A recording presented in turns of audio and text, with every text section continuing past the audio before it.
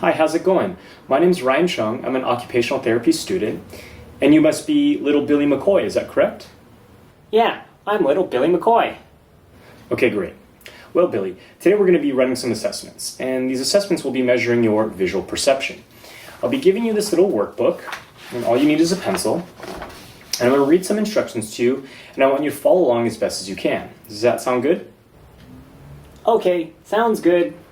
Okay, great. All right, so you see this mouse right here? I want you to draw a line from the mouse over here to the cheese over here.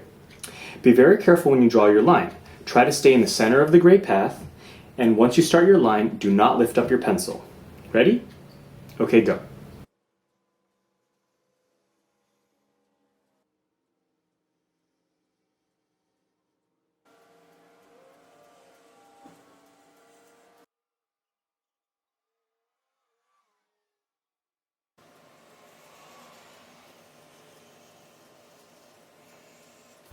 Okay, so now that you've finished those, we're going to move on to the second portion of the assessment. Look at this page. See all the boxes? In each box, there's a drawing on the top half, and there's nothing in the bottom half. I want you to draw the figure that you see up here, down in this empty space down here. Try not to touch the edges of the box, or touch the corners with your marks. And try not to erase. When you're finished with the first box, move your way down the row, and now into the bottom row. And when you're finished, there's 2 more pages. Keep drawing until I tell you when to stop.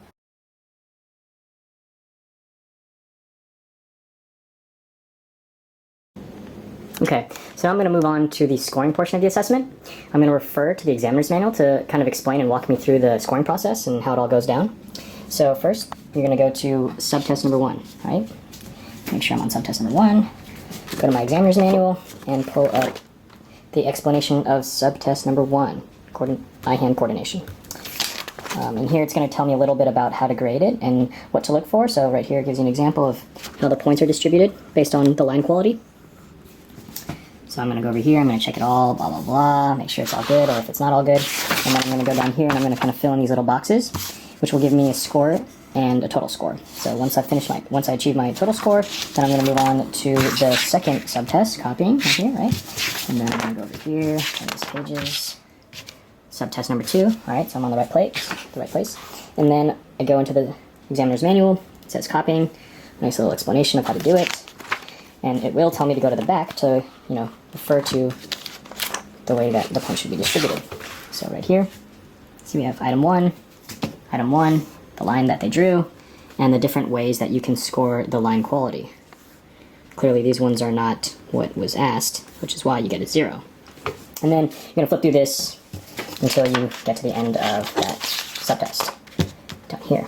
And then I'm going to add those points up, get that total score. So assuming that I had him do the entire assessment, which is 3 more subtests, then I'll get a final score, which then I'll go back to the examiner's manual and then kind of pull up the converting raw scores to percentile ranks and scaled scores.